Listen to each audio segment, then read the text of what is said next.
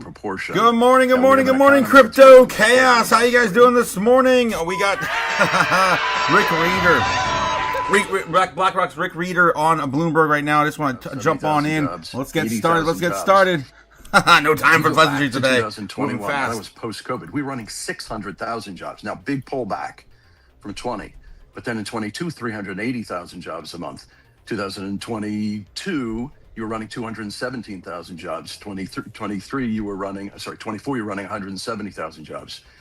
We're talking about last year, you ran 50,000 jobs. Net of healthcare, no jobs. This year, you're running at a number, well, we just saw 50,000, 39,000 was in healthcare. Point being, and part of why I think the interest rate tool doesn't really affect healthcare. It doesn't really affect education, which was another part of the job market. Meaning, I think we're just seeing a productivity revolution. I mean, you break down the numbers, you really look at it, it's pretty extraordinary. And I think the labor dynamic is quite significant on the backside of that. Where do you see that, Rick? Because I was just listening to Odd Lots, the Odd Lots podcast that Joe and Tracy do with Jan Hatzius from Goldman Sachs. He says that AI has added about 20 basis points of productivity to growth, and their new incoming chief equity strategist, Ben Snyder, said out of all 500 S&P companies, only 6 have been able to quantify added productivity from AI. So I hear about it all the time, and I see the stock soaring, but what's the evidence that we have actually increased productivity with these tools?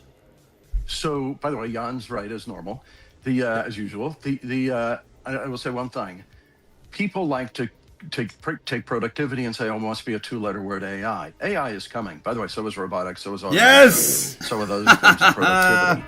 But if you go back the last 2 years, and I broke it down on a call we did, logistics, inventory management, customer procurement, freight, how you use freight, efficiency of how you manage your inventory, efficiency of how you manage your receivables.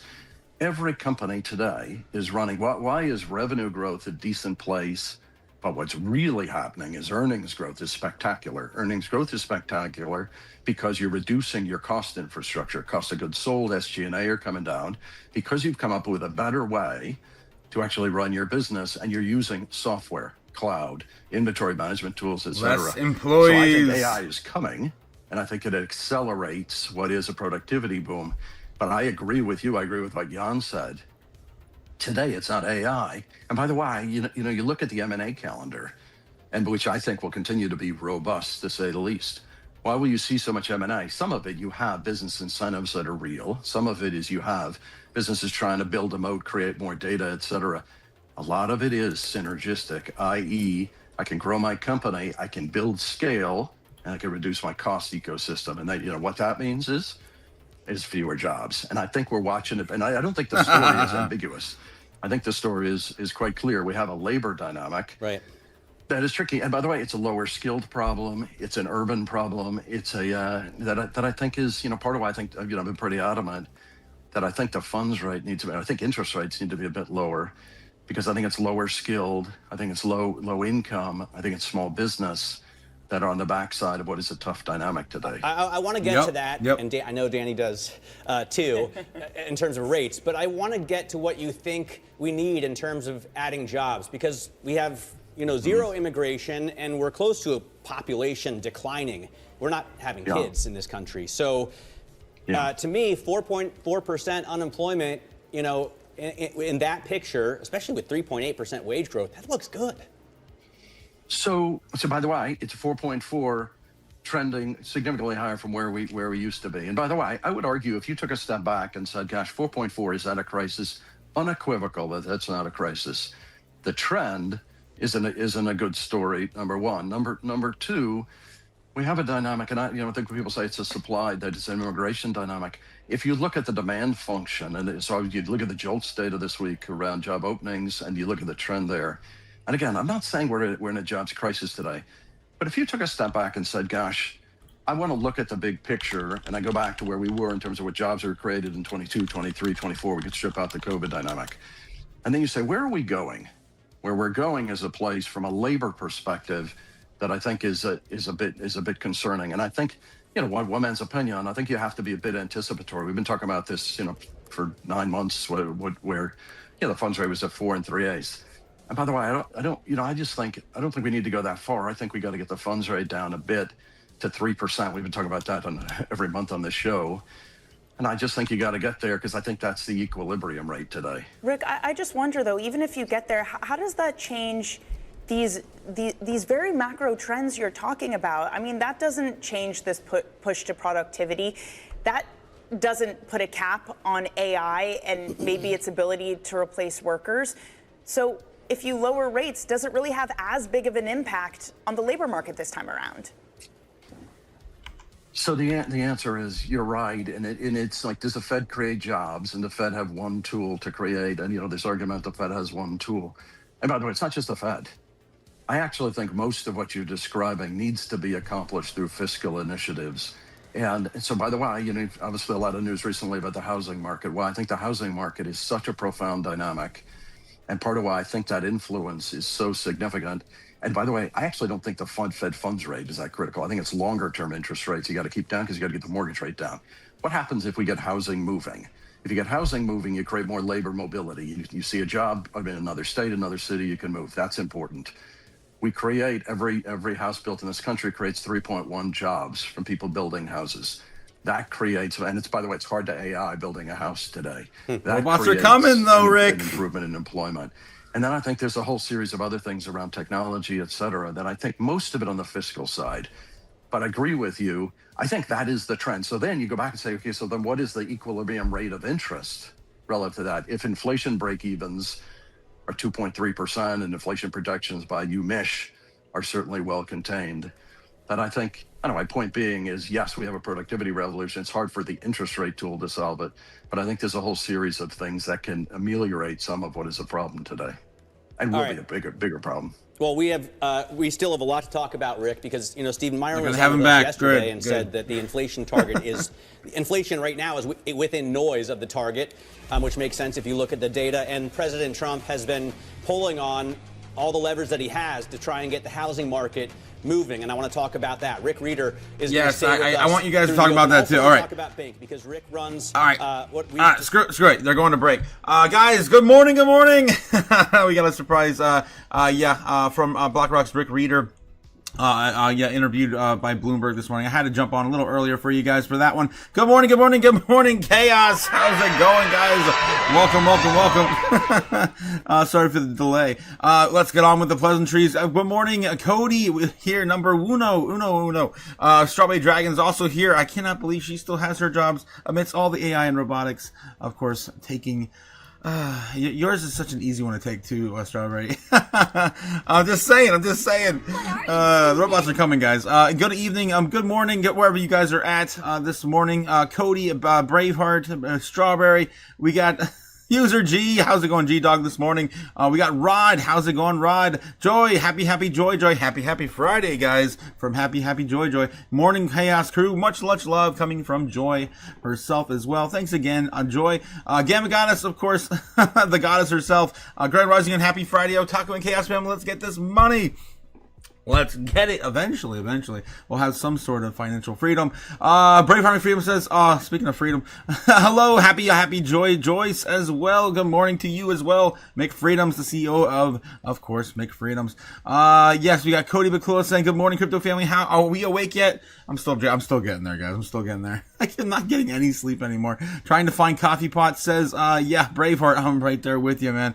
I'm gonna have to run and get another coffee soon. Braveheart, yes, everyone else in the chat, he's got about 6 different accents. So are you talking about Rick Reeder? Or are you talking about Matt Miller? I don't know.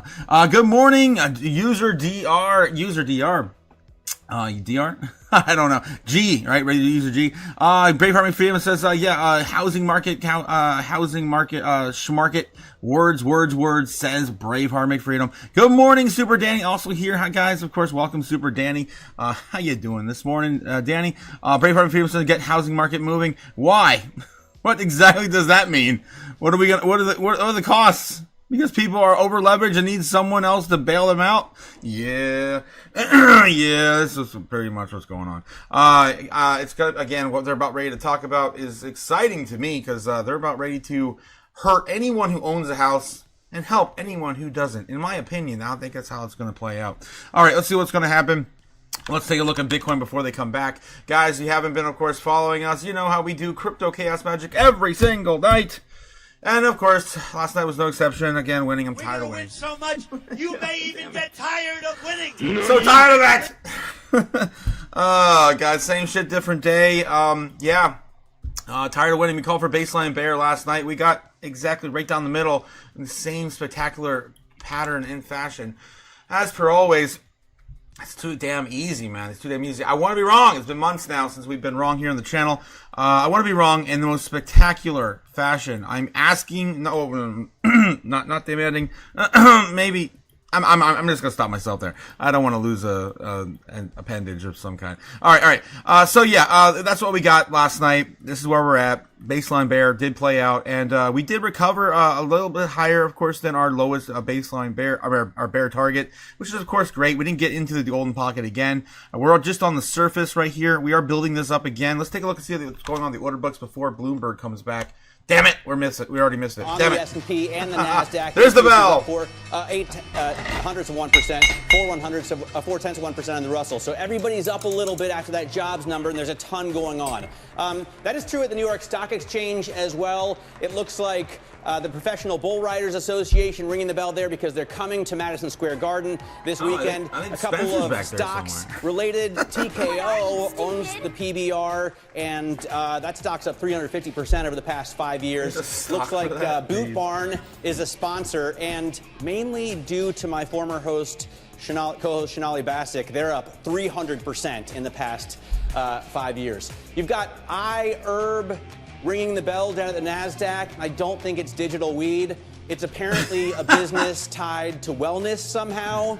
But I hadn't heard of iHerb before. Well, I hadn't Me heard of either. professional bull riders before. Me either. By the way, I looked it up, and apparently there's a rider whose name is Sage Steele. That's a great I don't know name if he for- was among those ones up there, That's but a great name I want to for a meet bull Mr. rider. Sage Steele or watch him ride. Go to the bulls. Sounds garden good. this weekend. Yeah, I guess that's what I'm doing this weekend now. Okay, away from all of that, some of the stocks we're watching this morning.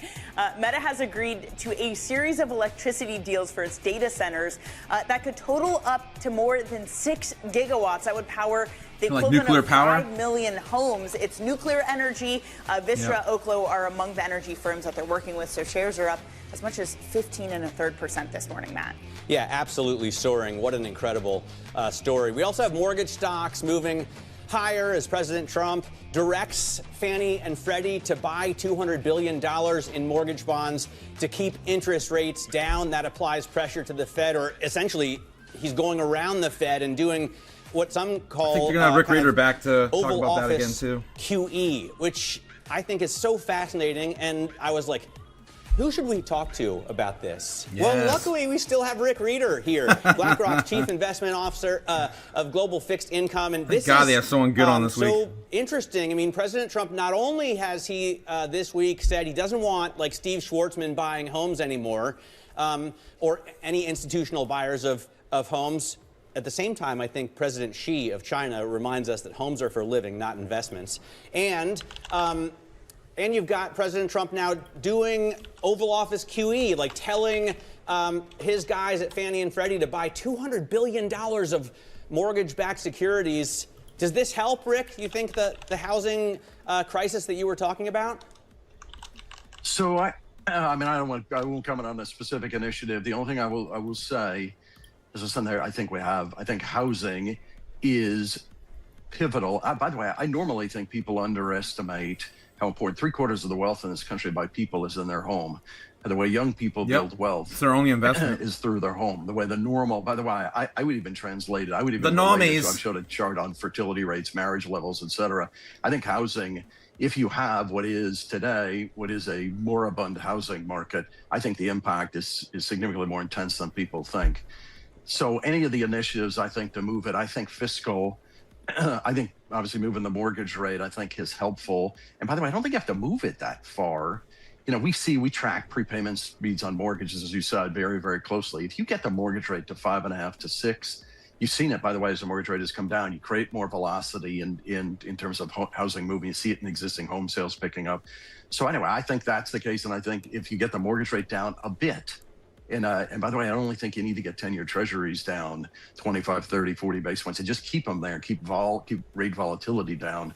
And then with fiscal, I think you do some pretty positive things. And I agree that it's arguably one of the most important things we could do today. Hey, Rick, does anybody ever talk about getting the fertility rate up? Like, why don't we put some carrots out there to create more kids?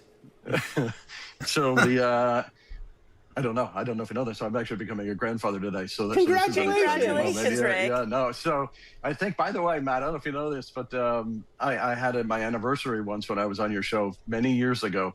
So I think all my big events come when I'm talking with y'all. So there's something good there about being with y'all. So anyway, it's good for us, but you're in trouble at home, I imagine. Yeah, that is. Well, I'm close.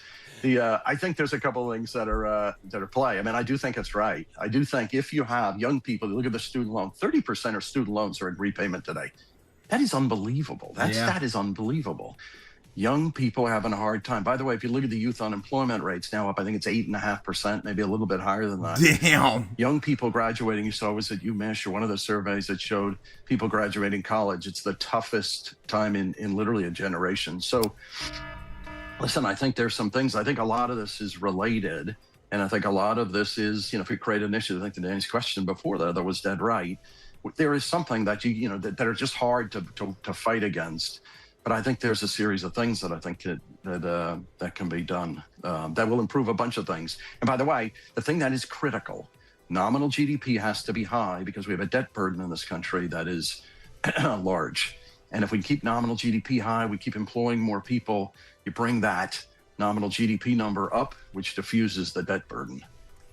Rick, if we could talk about your other child, which I realize is less important than your grandchild, but still important for these markets. It is Bink. Matt has pointed this out. The fastest growing active ETF. You're talking about some seismic changes. In history. In history, ETFs, in the world. which is huge. There's still more ETFs than stocks. And a lot of active ETFs too, so that is a big deal. And I'm assuming you're going to have to position this for big changes, lower rates, maybe changes with MBSs, or mortgage-backed securities, which I know is part of this, maybe a tariff ruling, which could also change what this bond market does. And this brings me to a viewer question that someone wrote in. What is the best part of the curve that is the best place to invest for total return in 2026? How are you thinking incorporating that idea into Bink in 2026, Rick? By the way, it's always funny when the right, chart that might be all we get of Bink, which doesn't show the dividend yield. for the doom. They're showing another BlackRock or Rick Reader related product. Rick Reader, that was Rick Reader. BlackRock CIO of Global Fixed Income, and of course he was one of the Fed chair picks last year. All right. So we got a lot to go over this morning, guys. A lot to go over. The Supreme Court's supposed to be issuing the ruling on whether or not the tariffs are legal or illegal at about 10 o'clock. Whether that's going to happen today, I don't know. Well, it's always iffy when it comes to anything in the government. Let's take a look and see what the headlines are looking at today on CNBC. How you guys feeling in the chat? How you guys doing? I need crack rock stocks, says Lowe's. What the hell, dude? What are you, stupid? Geez, too early for that. Braveheart McFreedom says now they are marketing a bunch of stoners. Oh God, for the iHerb. Yeah, iHerb. Digital, weed. Allegedly. Don't go to college, says Braveheart. Yeah, don't go to college. I guess that's really apparent now, right? In 2026, 2025. I feel bad for all the people that got suckered into all that. Andy says it's a Friday, people. Stockings and alcohol. That's tonight, guys. That's tonight, of course. We do, of course, a little bit of mixer with Crypto Futures community over on his Patreon. So, guys, if you want to check that out, you might want to head over to Crypto Futures, linked in the description down below. We'd love to hang out with them over there on Fridays. Braveheart says baby making. Friday's good for baby making. And he's having a sleepover. Girls only, says Braveheart. Damn. We're out in Dubai, though. You got to get your own ticket, though. Andy says, another heavy weekend ahead. Bingo and dominoes. Stupid crypto. Yes. We know, Andy. We're sorry. You're having a tough time. Do reach out to me, Andy, reach out to me over in Discord. I've been trying to get a hold of you for a few days now. Do want to talk to you about some stuff. if you don't mind. Okay, thanks again, Eddie.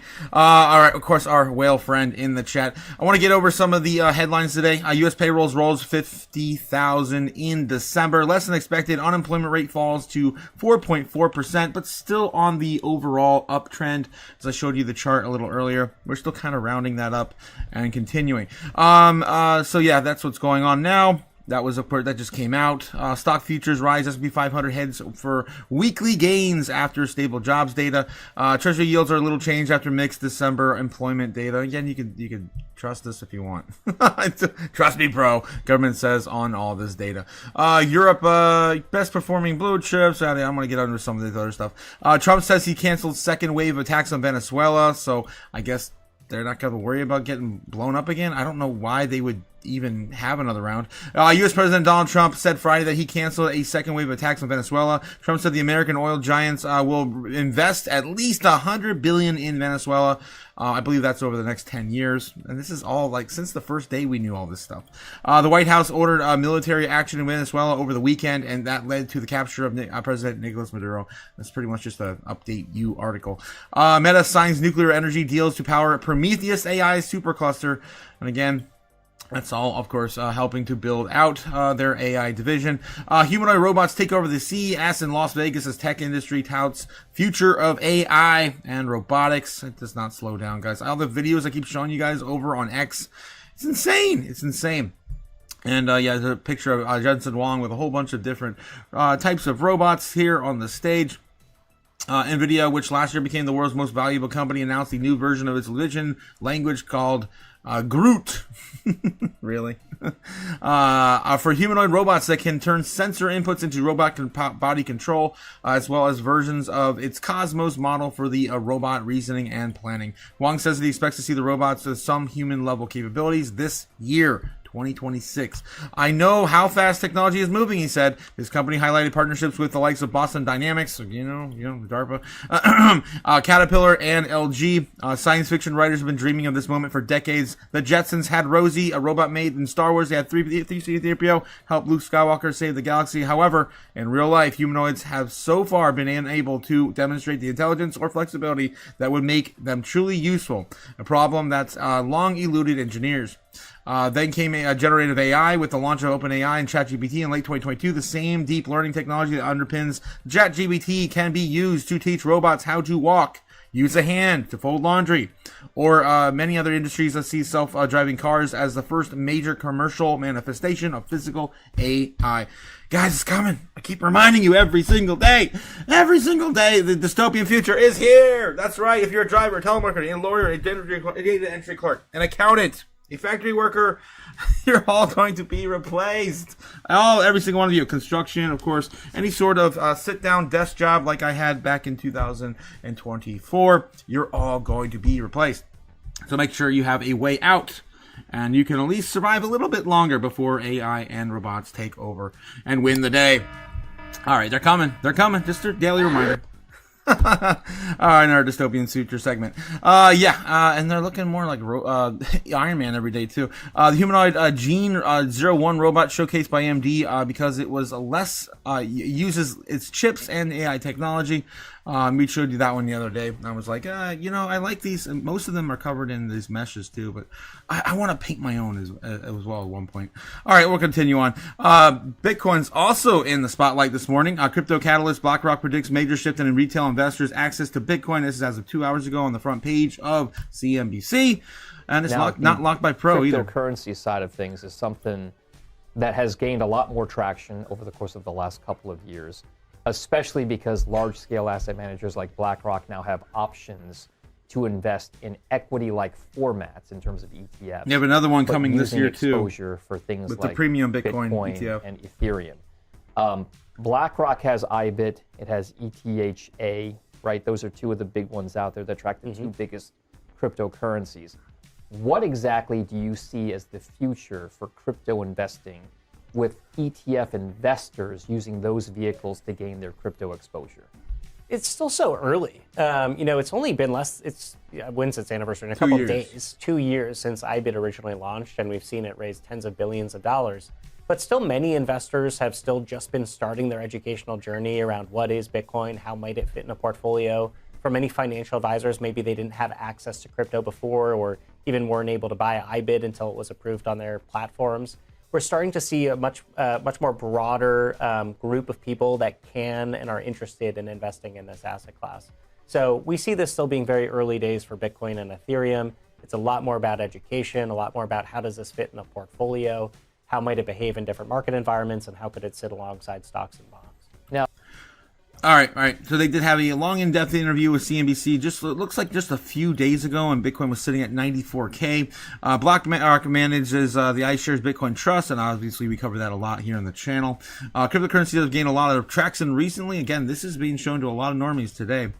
Reading on CNBC's headlines. For many financial advisors, they didn't have access to crypto before or unable to buy IBIT before it was approved on their platforms. Jacob says they're here now. But for those who have been taking the taken the plunge, Rosenbluth says that the asset class is instilling a sense of loyalty despite bouts of volatility. They're sticking with it, not necessarily selling out and looking for another alternative so quickly. Rosenbluth told CNBC in the same interview, Rosenbluth finds crypto investors are basically staying put despite the uncertainty. It shows that the investors are moving into getting exposure to cryptocurrency through ETF wrapper and have some loyalty to the product because it's BlackRock, right?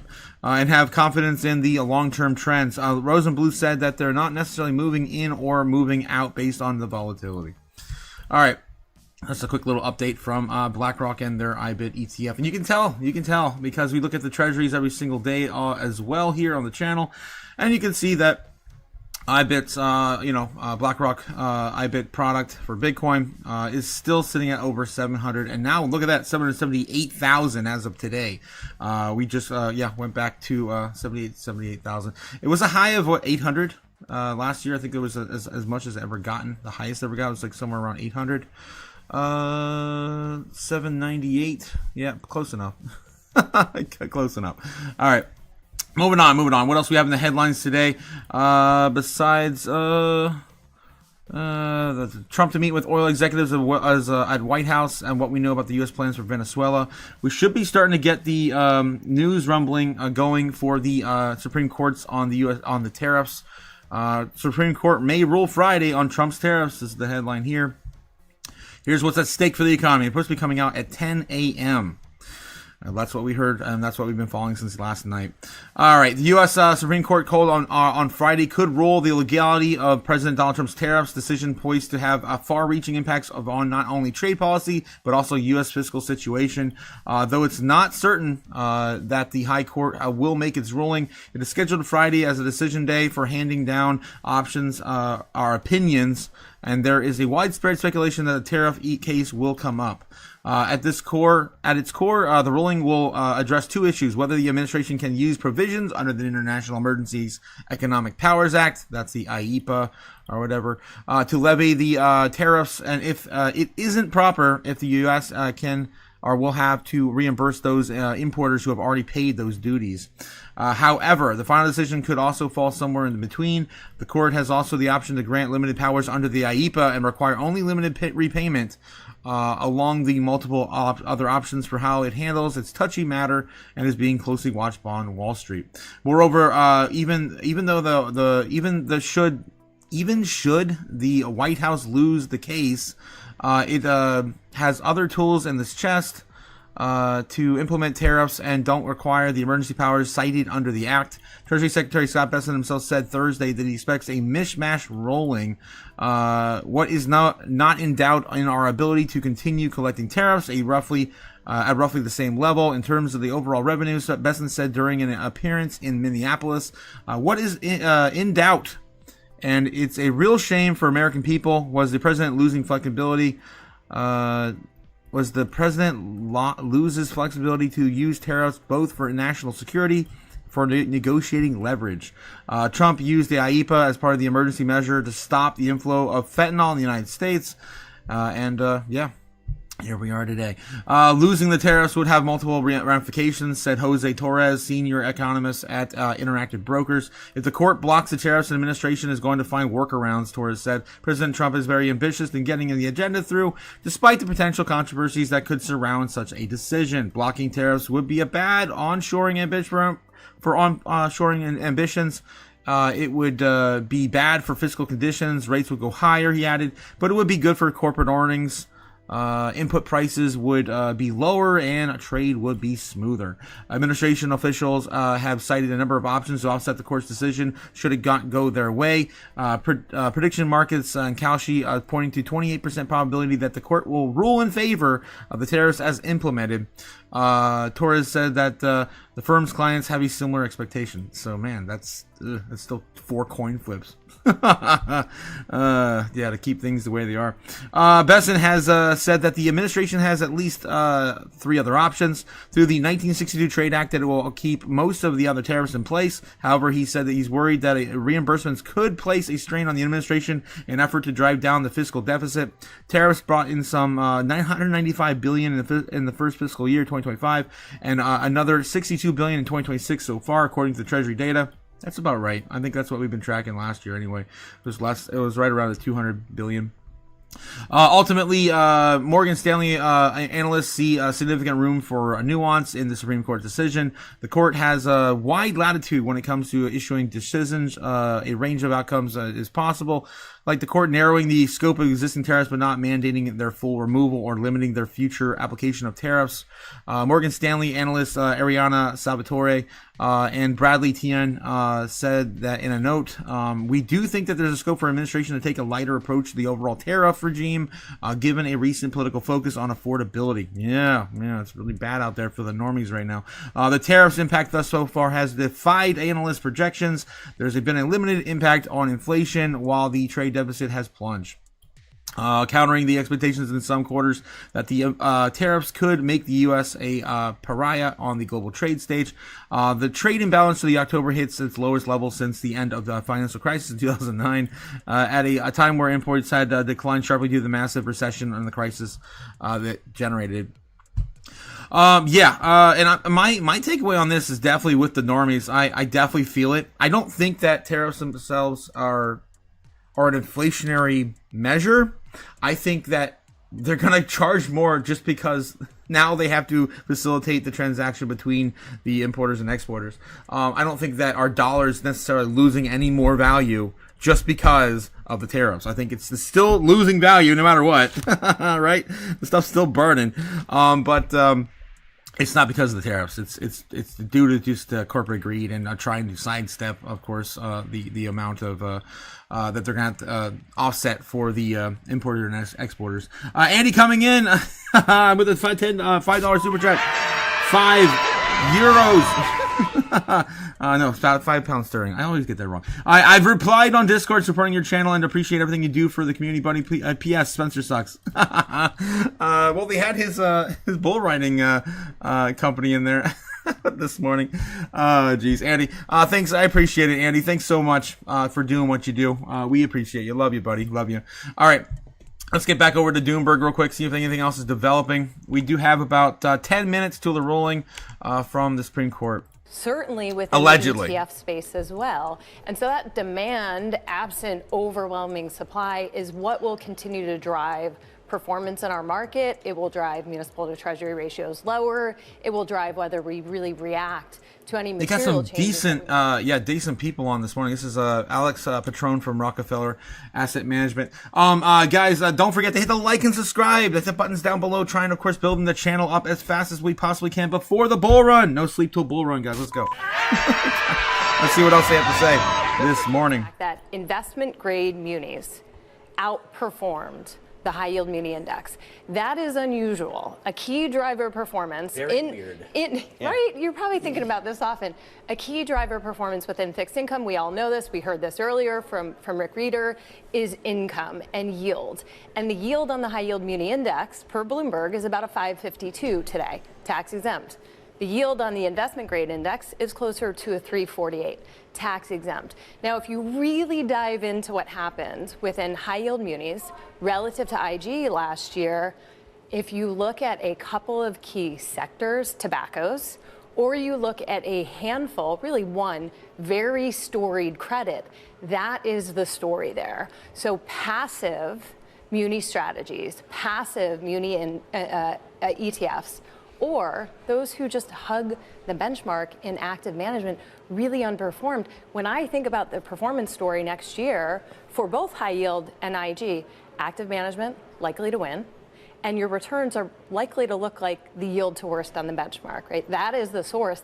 That is pretty compelling in munis relative to taxable fixed income for US tax-paying investors, right? You're starting to talk about 9% plus tax equivalent yields in the high yield muni space. So we think it really benefits investors to lean into the opportunities. One, I think that's so interesting because that has been a big transformation over the past decade of finally market participants wanting to own actively managed ETFs. And obviously the outperformance helps. But with that demand, is there a risk that the fundamentals do come unglued, that there is some disconnect, that the demand keeps spreads artificially tight? So that already exists, whether we're thinking about ETFs or open-end funds. When we look at the municipal market, there is no better home for active management. There's actually also no better home for ETFs and active management, because why are U.S. tax-paying investors in munis? For the tax efficiency. What is the best wrapper for that? Likely an ETF. When we think about our market, it is one of the most diverse markets out there. 40,000 active issuers that range in size from issuing a few billion to a few million, right? 5 to 10 million.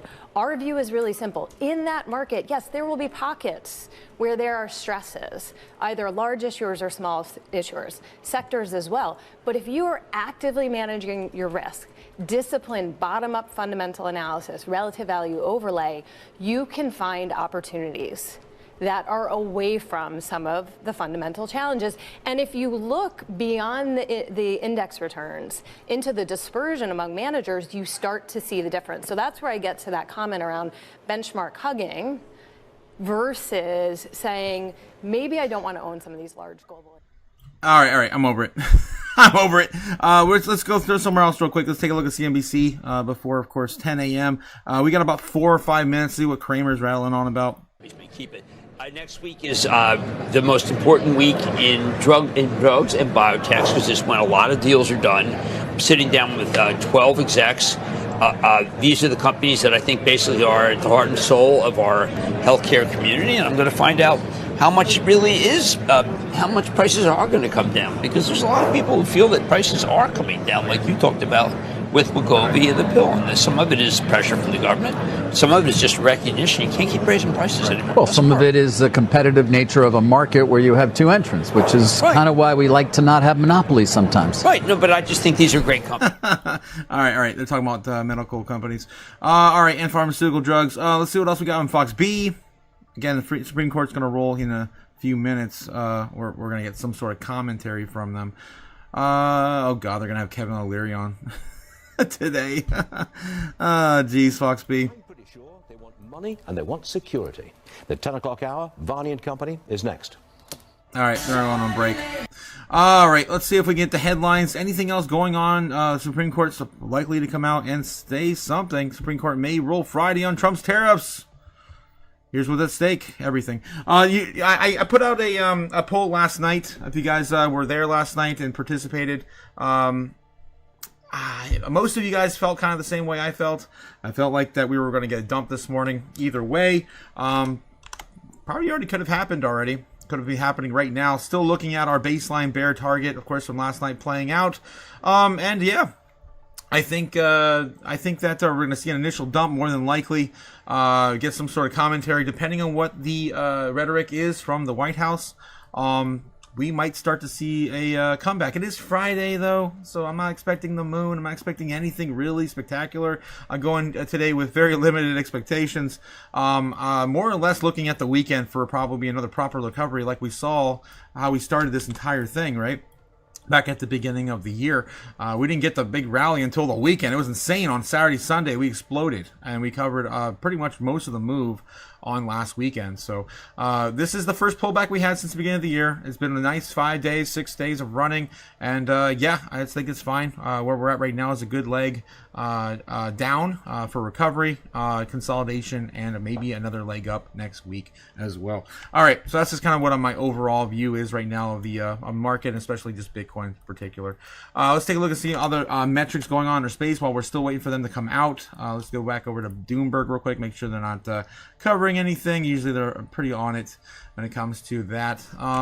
We got about 2 minutes. 2 minutes. I'm gonna do one more run through YouTube real quick, see if there's anything on the docket from the Supreme Court ruling this morning. Let's go through live. CNBC. Oh, there it is. They got a live for us right there. Waiting for that to go. Yep, that is the official page too. So they're about ready to hopefully get some sort of commentary. Good evening. Let's do it right. And I don't think Wealth that's really Brief, it. where today's market. All right, that's CNBC in India though. Tariffs gamble hits U.S. This is live from CNN. That's fake. It's 42 people watching. That's of course the Indian markets. That's also the Indian markets. Nothing in America yet. Still gonna have to, I guess, glue ourselves to Bloomberg. All right. We'll continue there. Getting back in the chat. Brave Harvey Freedom coming in with a $2 super chat. Dump this market. Dump it. You can't dump mindset plus work. What? dump this. Coffee? I want more coffee, man. I don't have enough. I ran out of coffee. Freedom says Cliff in the chat. Super Danny says almost 10 a.m. Keep tariffs legal. That would probably be the best outcome, I think, guys. I think it would probably be the best outcome. We just kind of keep things going the way we already know how to react to it. I think that's what Wall Street's hoping for the most. All right. Still waiting for this to play out again. Waiting for Bloomberg to come back from break. Should be back here soon. What are we doing? Why is it black? Maybe they're trying to patch it in. I don't know. There we go. I don't know. Still on break. Let's take a look real quick at overall sentiment right now. How is the markets feeling? Right now, fear and greed is sitting at neutral and 51. Pretty good. It might be someone that knows what's going on behind the scenes. Maybe some insider trading. As per usual, 99 on the Dixie right now. This is also looking pretty good for the Dixie. Usually, again, we get any positive American strong, F yeah, America, whatever kind of news, the Dixie always likes to rally. So it might be leaking out right now that we're probably just going to roll these as is. We'll see. But just by looking at the market right now, that's what I'm getting the feels of. Bloomberg's coming back in 4 minutes. Let's see if we can dig off Google and see what's going on. What is going on? All right, Supreme Court ruling tariffs headlines. 2 hours ago, Trump tariffs live updates. Trump duties face potential verdict. 20 hours ago, 3 hours ago, a day hour ago. This is all we got. 11 minutes ago, unemployment drops amid so hiring live. We covered that already. Anything else? 3 hours ago, nothing breaking. Here's 4 minutes ago. U.S. support who rule on tariffs today. Live updates from Forbes. So we have this article here. Let's see. Jerry Knight, Hassett, other tools ready if the court strikes down tariffs. Saying Hassett, of course, one of Trump's leading picks for the Fed chair. White House National Economic Council Director Kevin Hassett told CNBC today, January 9th, that the administration has alternative legal options if the Supreme Court rules against President Donald Trump's use of emergency powers to impose the tariffs. So Hassett speaking back on that as well.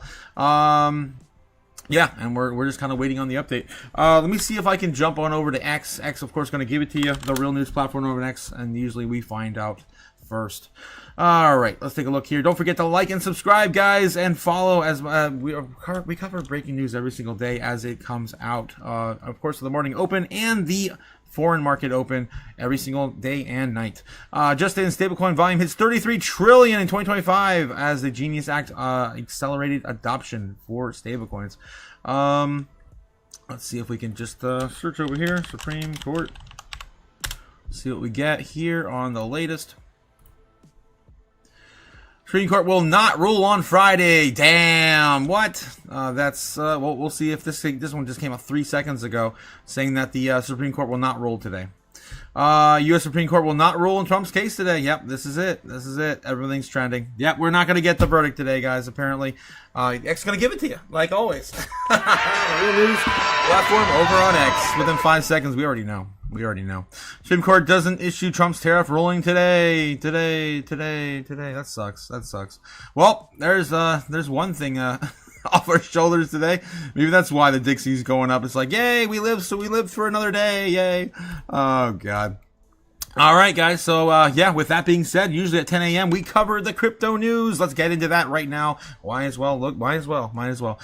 Speaking of the Dixie, of course, running up today at 99.12. Crypto Fear and Greed right now holding 27 in fear. It's not too bad. It's up 1 point from yesterday. And yeah, crypto bubbles. What DCA opportunities do you guys have today to invest in crypto assets? Well, I'll show you.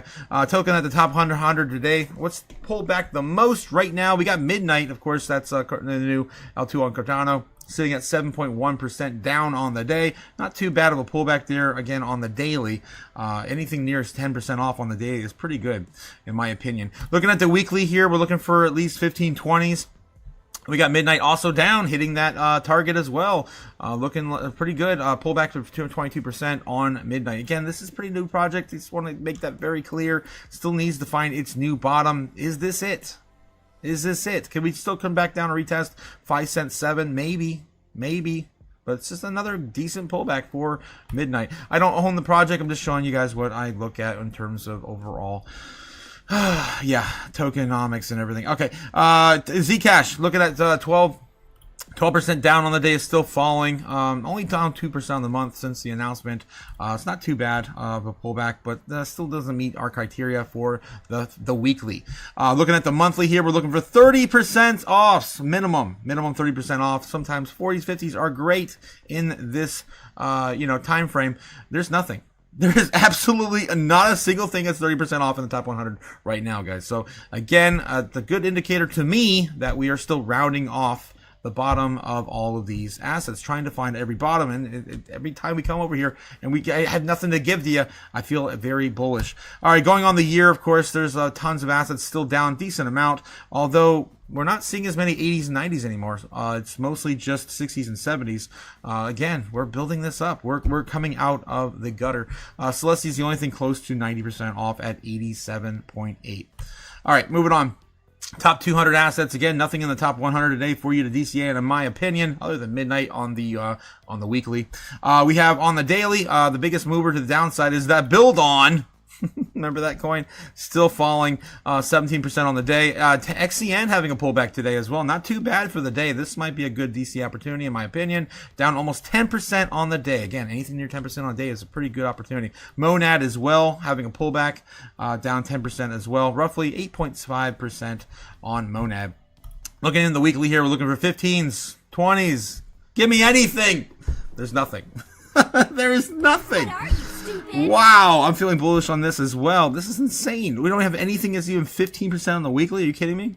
That's crazy. On the monthly, of course, looking for 30s, 40s, 50s.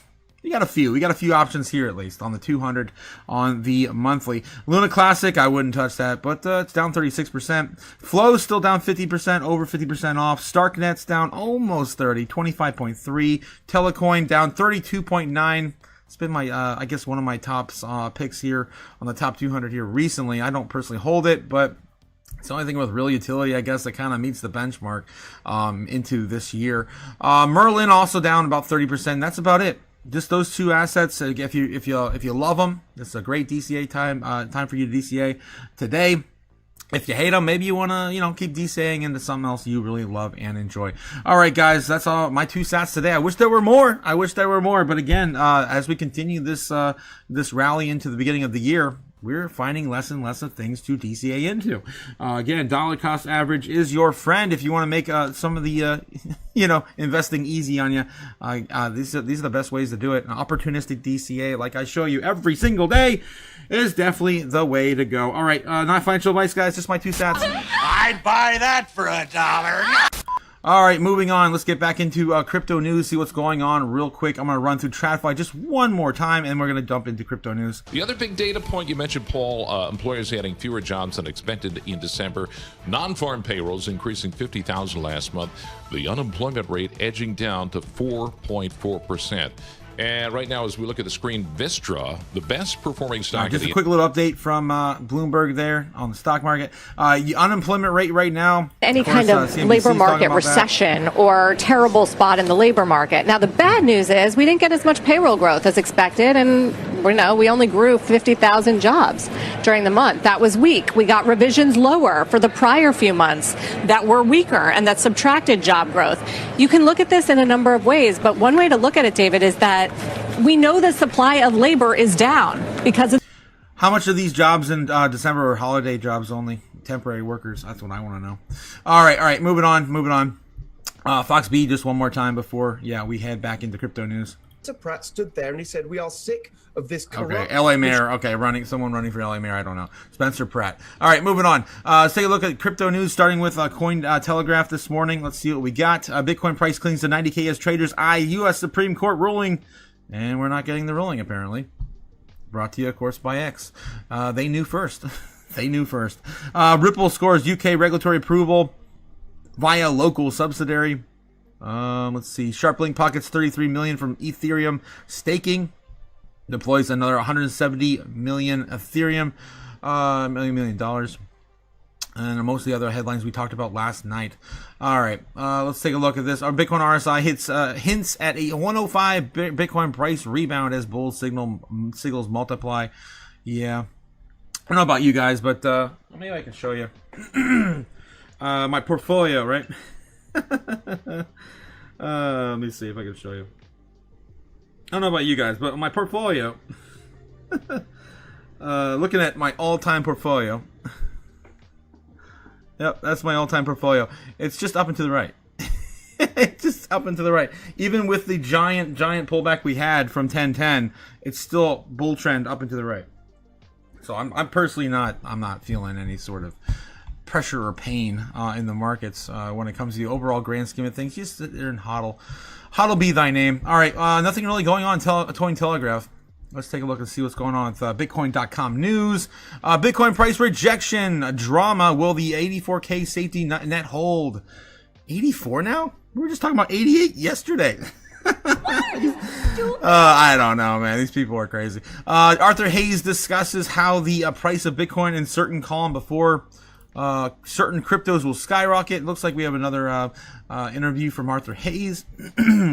A sweeping macro thesis argues geopolitical power plays and election-driven money creation could propel Bitcoin during global instability, with Arthur Hayes tying energy politics, liquidity expansion, and digital assets into one high-stakes narrative. And obviously, if you guys have been following Arthur Hayes in any capacity, he's been looking at, of course, building a power plant. All right, so that's probably how this ties into all this. Let's see. Provocative macro thesis connected to geopolitical force, yada, yada, yada. U.S. seizure of Venezuelan oil could reshape elections, liquidity, and Bitcoin trajectory. In the essay, Hayes stated, the question is, does the American colonization of Venezuela have Bitcoin and crypto number go up or down? He framed the scenario as one of the explicitly electoral lens, arguing that the U.S. policy choices are overwhelmingly driven by re-election incentives rather than ideology. Yeah, of course, one of his favorite things is like, are we going to give Americans the goodie, right? The goodie, of course, being the free money. The free money. Yes. Stupid. And if this is what causes inflation. But we're going to give it to him anyway. Legality or morality. Hayes detailed that the U.S. President Donald Trump faces pressure from the November midterm elections and the 2028 presidential race to maximize nominal GDP growth without triggering politically damaging inflation. He described the gasoline price as the most decisive economic signal for the median voter, explaining that the limited, I don't know. I feel like right now it's not gas. It's groceries. I feel like most normies I talk to, it's groceries, not gas. I have to correct you there. Yeah, Arthur. Explain the limited public transportation means fuel costs are unavoidable in the American households. Hayes asserted that the access to Venezuelan oil would theoretically allow policymakers to suppress energy inflation while continuing aggressive credit creation. He further explained that the markets act as an immediate feedback mechanism with equity prices, treasury yields, and crude benchmarks shaping real-time policy responses, allowing investors to react alongside policymakers rather than predict geopolitical outcomes in advance. As the amount of dollars expands, the price of Bitcoin and certain cryptos will skyrocket. He characterized Bitcoin as the purest monetary abstraction, noting the proof of work mining renders energy price shifts neutral to its long-term valuation, except when rising oil prices force politicians to restrain credit creation. Hayes outlined the 10-year U.S. Treasury yield and the MOVE index as key indicators of when bond markets volatility compels policy reversals. The BitMEX co-founder described the macro environment as one of the unavoidable deficit spending and central bank accommodation. Arguing that the expanding fiat credit historically coincides with the rising Bitcoin prices, while tactical risk management depends on oil prices and bond market stress. And guys, we just printed another 8.6, I believe, was it over on X? I shared it this morning. $1 billion overnight. Let me see. I'm pretty sure I shared it over on my X account. Don't forget to like and subscribe, guys. And if, of course, you want to get the same sort of content over on X, I'm over there as well. Yes. And where is it? I think it was right here. Yes, there it is. We printed another 8.165 billion into the market. There it is. There it is. There it is. All right, moving on. Let's see what else we got in the news. Anything else breaking? Let's take a look and see what's going on at Daily Hodl. Daily Hodl is always one of my favorites. They always got something fun. Scams, hacks, breaches. Bank teller steals $150,000 from cash drawer. Damn, it's a lot to take from the cash drawer. They have that much sitting in the cash drawer of the bank? Stupid? I don't know, man. That's more than I thought they would have had. YouTube rival Rumble partners with Tether to launch Bitcoin and crypto payments wallet for creators. That's big. That's a big partnership. We just got the news, what was it, like 3 weeks ago, that YouTube was going to allow PYUSD, that's PayPal's stablecoin, as payment for YouTube creators. So I'm happy to see some sort of integration. I really want ZBack, but okay. We'll get what we get, I guess, until we have a choice. Video sharing platform Rumble is partnering with stablecoin issuer Tether to launch a new crypto wallet aimed at enabling direct payments to creators in Bitcoin and digital assets. Also, Rumble's founder started allocating some of their funds for a strategic Bitcoin reserve for their company. I believe that happened at the beginning or the middle of last year. According to the company announcement, the wallet called Rumble Wallet is integrated directly into the Rumble platform that allows users to tip creators using Bitcoin, Tether's USDT stablecoin, and Tether Gold, which is backed by physical gold. I got to get over to Rumble, guys. What am I doing here? What am I doing here on YouTube? Obviously, we have a larger audience, and I'm trying to get the word out to the normies. The normies don't even know about Rumble. They don't even know Rumble exists, so... alas, my fate is tied to YouTube. The wallet is non-custodial, meaning that users retain control of their private keys rather than relying on centralized intermediaries. Rumble says the wallet is built using Tether's wallet development kit, marking the first commercial deployment of the toolkit. Integration is designed to allow platforms to support crypto payments while keeping asset custody within individual users rather than the platform itself. Okay, so again, they gotta... does Paolo Adorno say something about this? Yeah. Tether CEO Paolo Adorno says the partnership combines digital payments with creator monetization at scale with Rumble CEO Chris Pawlowski. Frames the launch of the as the step toward reducing reliance on traditional financial intermediaries. Awesome! It's almost like Rumble's now becoming like the the DeFi version, or the de-social version. I don't know what you call it. The anti-normie platform. I definitely got to get over there at some point. Maybe when I get back to the studio in February next month, I will maybe start streaming over on Rumble too.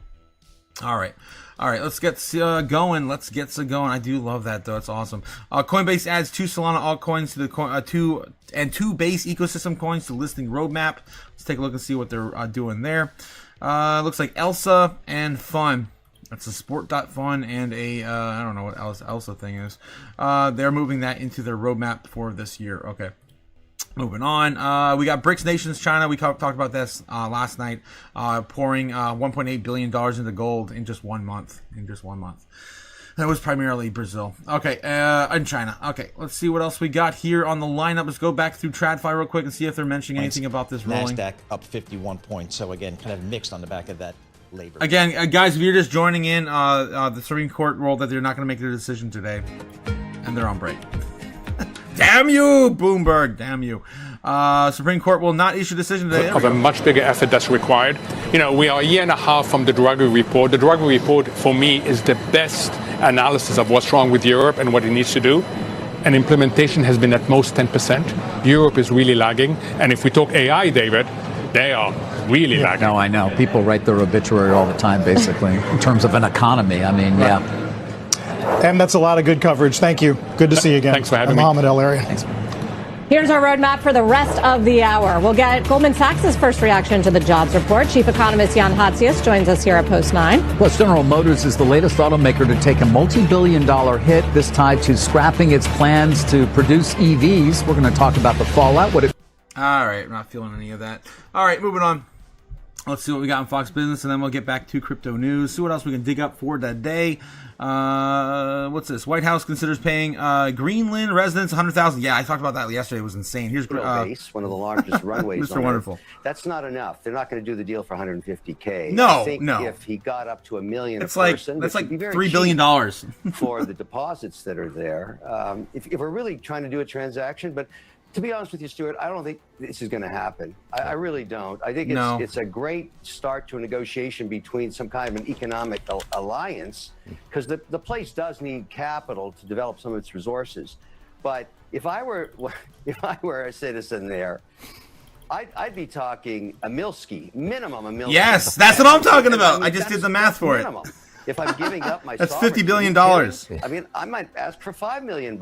It doesn't really matter to buy a country and get all those resources. You $50 billion. 50 times that amount. So let's see where this all goes. Okay. Venezuela's oil. It's funny, I had the same idea as Mr. Wonderful. A challenge to Canada's oil export. Now, you're a Canadian. What impact does this have on trade talks between the U.S. and Ottawa? First of all, that's a very astute question, and you're right. It's having a major impact in the Canadian political scene. What's happening to Carney, the honeymoon period is ending now. We've had a 10-year economic coma under the previous administration, the Trudeau idiot king. All right. We're talking about, Canada now and their ridiculous politics. It's going to be okay, guy. So again, just a little recap. You guys didn't catch what I was talking about there. And Mr. Wonderful was talking about there. Greenland. We were offering Greenland, talking about offering Greenland residents $50,000, $100,000, $50,000 to $100,000 to basically give up their sovereignty and give us their land, basically. And like I said, when I did the math while he was doing it, when he was rolling out that idea as well, even if we did $1 million per citizen, that would still only be $50 billion. And do you really want this paper? Really? I mean, maybe the normies there don't know, but yeah, maybe. You guys still holding on to this shit? Come on, get real. All right. Let's continue on. See anything else going on in crypto news today? Let's see. We haven't checked out. Take a look at CoinDesk. We can do some doom scrolling over next. We haven't done that for crypto news yet, as well. What's this? Bitcoin's time-based capitalization nears 50 days, echoing conditions prior to the 2025 surge. U.S. added 50,000 jobs in December as unemployment rate fell 4.4%. We already talked about all this stuff already. Tether said they have invested over $50 million in crypto lender Ledin at $500 million valuation. Damn. And that's about it over here on CoinDesk. Let's take a look and see what's going on crypto Twitter. And of course, I'll show you what's in my feed, unfiltered. Unvetted doom scrolling. Ooh, we got Cynthia Lummis right out the gate. This is what the U.S. energy dominance looks like in the 21st century, coming out 15 minutes ago. TerraPower and Meta are building reliable base load power sources for fuel American innovation and meet evolving energy demands across the nation. Of course, nuclear power is here and here to stay in America, it seems like. Breaking: U.S. Supreme Court will not issue the rolling of Trump's tariffs. Of course, we've been talking about that now for about an hour. Breaking U.S. Supreme Court will not be issuing. Yes, it's like everyone's covering. ECB rules out Bitcoin reserves. This is old. Christian Lagarde says Bitcoin will not be included in any European Union central bank reserves. Reserves must be liquid, secure, and safe, and not linked to any money laundering or criminal activity. Yeah, so we're just going to give you those CBDCs, and you're going to like it. You're going to own nothing and be happy. Today's schedule is extremely volatile. Came out 7 hours ago. U.S. unemployment rate, non-farm payrolls data, Supreme Court ruling decision. U.S. Fed president speaks. Really? We get that at 10? I didn't see that.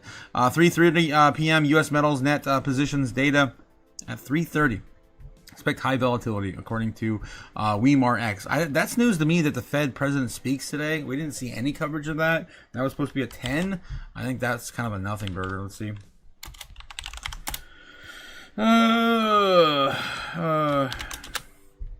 Let's see.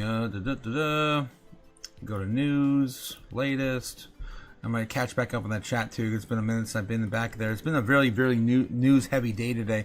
Trading day defense over tech payrolls next. Minnesota investigation say Feds cut them out. Whatever. Dollar. I just don't see any inkling of evidence to this. This is 19 hours ago. Budget office expects Federal Reserve to cut rates in 2026. I don't think it's likely that they're going to cut this month, though. I think we're down to basically zero. Zero. Let's take a look and see where Polymarket's at right now with that, and I'm going to get back in the chat and catch up with you guys. Fed decision in January. Oh, look at that. Down to 3% now. Yeah. I'm feeling it too. Yeah. That's kind of where we're headed. Probably no rate cut in January. Maybe February. Maybe March. Oh my God, March will be again another perfect catalyst for everything else happening in March. That's again lining up on track like it did in 2021. Let's get back in the chat and see what's going on here. If you lived in the future, says Brave, how would you prepare? Nutrition and exercise, cleaning up trash today. Let's freaking go. Positive mindset, positive actions. Keep the pimp backhand ready at the ready. What the hell, Brave? Braveheart also saying work can be exercise. Whoop whoop. 100% work can be exercise. Cliff says Braveheart McFreedom 100% positive mental attitude. Yes, my friend. Braveheart McFreedom in the chat. My bad, guys. I made a very potent batch of coffee. Gigi called in because she trying to flex. Yeah, she called off today. So CEO is now rolling up his sleeves and getting the work done. Of course, the CEO, McFreedoms, guys. Shout out to you, McFreedom, in the chat. That's why we're here. Fighting for financial freedom every day with, of course, our partnership with McFreedom. Oh, jeez. Jacob Six says, give me a hit of that coffee, Braveheart. Coffee is now free at McFreedoms if you make a purchase of $9.99 or more. Jeez, it's not that great of a deal. I'm a go fill black trash bags with garbage, says Jake the Snake, to Jake the Snake and Braveheart. Braveheart saying Jake the Snake single-handedly keeps Ohio moving forward. What would his menagerie of Ohio land do without him? And by the way, where is Bobbin? Yeah, where has Bobbin been lately? He hasn't been loading up the chat with tunes here lately. Jake the Snake says Bobbin is a secret side quest I sent him on. He's busy getting DCA money from his gilf. Wow, his gilf sugar mama. Yeah, he does have an older. He does like the older ladies, right? Okay, they're probably gonna ask for what, $1 trillion at the very least for it. Says Banana Republic. $1 trillion? Whoa! Let's take a look. How much money would that be per resident if they offered that? Is that enough zeros? No. There we go. $1 trillion. There's about 50,000 people in Greenland, roughly.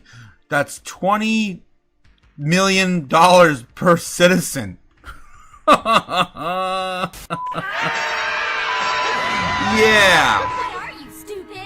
You know how sad that'll make your common day American feel? We're gonna print we're gonna print $1 trillion just to get your. Oh, what the fuck? Yeah, I don't think that's happening. Okay, $1 million though per U.S. citizen. I mean, for a Greenland citizen would be reasonable in the grand scheme of things. It would be really cheap. I mean, $50 billion to buy Greenland. Okay, Australia, New Zealand, Canada have numerous rare earth elements mining companies who fake extracting minerals for the ore with America. It seems they are enemies more than allies towards Americans. That's coming from Ghost Operations. Thanks again for your perspective on that, Ghost. Braveheart McFreedom says companies are ran by people. Yeah. Colombia, right now they are, I guess. Maybe not in the future. Colombian Marching Beans says, Jake. Guys, don't forget to hit the like and subscribe. And of course, I bring you the latest and greatest every single day. Men will fight wars for better coffee. I mean, coffee price go boom, boom, boom. Yeah. I just want to drink more and go zoom, zoom, zoom. I can't, okay. Yes. All right, let's get back into, just one more run of doom scrolling, see what else we may have missed in crypto news. I don't think we've missed anything. We're pretty much up to date, I think, on the news. Multimodal hexapod robot adapts to terrain. Oh my god, this looks like the Tachakomas from frickin' Ghost in the Shell. It's happening, guys. It's happening. The robots are here. I can't wait for them to start using them in the police force. Yes. Like I always tell you guys, anime and sci-fi and anime are, of course, predicting the future of tomorrow. We're already here. We're already in the dystopian future. Don't kid yourselves. Excited to invest in Mississippi? I'm not sure what that's referring to. Let me go back up to the top of my feed here, see if there's anything else. I think that's pretty much it. The Supreme Court will release opinions at 10 a.m. That's coming up 40 minutes ago. I don't think they're going to have anything. They're not having any decision, but they're going to have opinions maybe coming out a little bit later, or now. It's 10:30 now. Supreme Court doesn't issue Trump's ruling as far as they plan to. Breaking this U.S. Supreme Court does not release. Everyone's, of course, covering the same damn thing. Odds of President Trump's ruled illegal surge to 31% now. Ooh, that's, I mean, I guess that's better than what it was. U.S. unemployment rate came at 4.4%. Expectations 4.5%. It came lower than expected, which means the labor market is slightly improving, but still far above the Fed's target. U.S. Congress is seriously pushing to keep the SEC out of crypto activities. That's still developing. It's about the same. Supreme Court to rule on Trump's tariffs today. And again, this is all in the old news. We have Tom Lee saying something about an hour ago. Let's take a look and see here. BitMine's charter requires 50.1% of all shareholders' holdings to approve increase in authorized shares. So your vote really matters. Of course, he's trying to get people to, allow him to start, using shares to get more Ethereum. Let's see what we got. Anything else? Thanks to, this is coming from Scott Besson's account. Thanks to President Trump, one big beautiful bill, millions of Americans may see the largest tax refunds in their lives in 2026. And as withholdings are adjusted, millions will take home bigger paychecks every month this year. But you know what? Not adjusted for inflation. It isn't. But we're not going to talk about that. It's going to be thousands of dollars for each American household. I think the average tax return for Americans right now is going to be about $3,000. Adjusted for inflation, I don't even know where to begin with that. I'm not even going to start. Right now, I can tell you that $2,000, those $2,000 paychecks, right? Those are roughly around $1,200. Right around COVID levels of inflation. So we have printed so much money into oblivion. President Trump to use alternative tariff powers if a Supreme Court rules against him. All right, I think we're exhausting everything. This is pretty awesome. What the hell? Lasers we've been finally promised since the 90s. That kind of reminds me of like Moonraker, the Moonraker laser. Damn, we're getting a lot more of these lasers popping up in my feed lately. I want to burn things. And the trigger right here is what finally... I'm definitely going to have to get a laser to start melting some... Holy hell. Melting some money. Wow, that's awesome. All right. Justin, National Investment Bank TD Cowen says he expects Congress to enact crypto market structure legislation later this year. Guys, we get the vote next week. So a week from yesterday, we're going to be talking about, of course, the...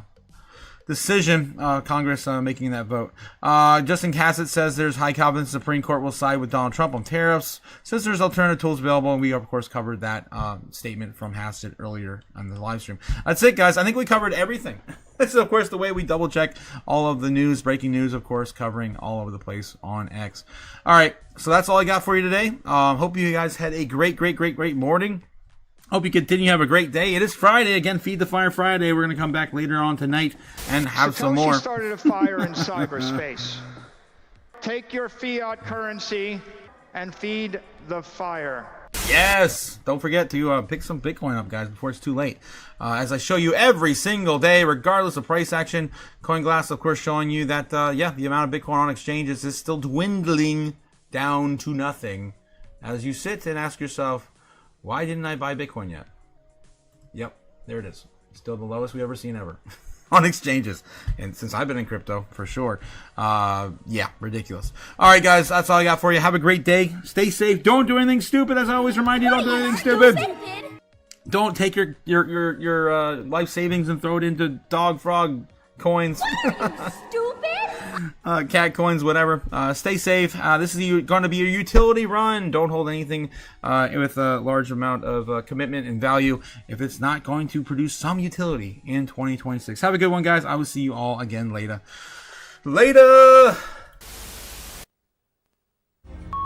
Fly me to the moon. Let me trade a montage. Let me see what freedom's like without money and gold bars. In other words, hold my king. Oh! In other words, let's make history. Oh! Fill my wallet with more coins and let me bottle forevermore and more and more and more and more. I long for Hollywood shopping and door. I choose you.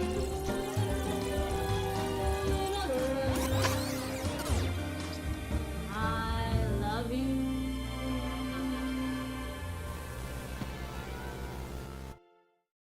It's not a bad live stream today, guys. Not a bad live stream, yeah. Yeah, we got, an average of 35, 40 viewers at a time. Yeah, it's not bad. We're growing, guys. We're growing. Yes, Jake the Stick is working. Yes, my friend, my Ohio, King of Ohio, of course, this is working. It's working. Thank you again for supporting the live stream, guys. Thanks again for supporting the chaos every single day. I appreciate it, guys. I really do. We're slowly getting there. Grinding our way up and out of the algorithms, holding us back. Jake is saying, throw your life savings in the ZBAC. If you like money. Yes, only 24 likes though, says Brave. Oh yeah, we got Delta a dirty hand on the legs, but you know what? We'll take it. ZBAC to $1, says Cliff. Yes, ZBAC to $1. Oh my god, crazy. Maybe with staking and some of the other tokenomics, they're coming, man. I mean, maybe dollars coming sooner than we think. I just don't think we're going to see it in the near future. I think it's going to be a little bit later down the road, maybe by 2028. Let's see what we got here. 50 likes, says Brave. 50 likes. Let's get the 50 likes. Let it be. All right, guys. I will catch you on later on tonight. Have a great day, and we'll see you, of course, for some more Crypto Chaos soon, guys. Soon. When will then be now? Soon.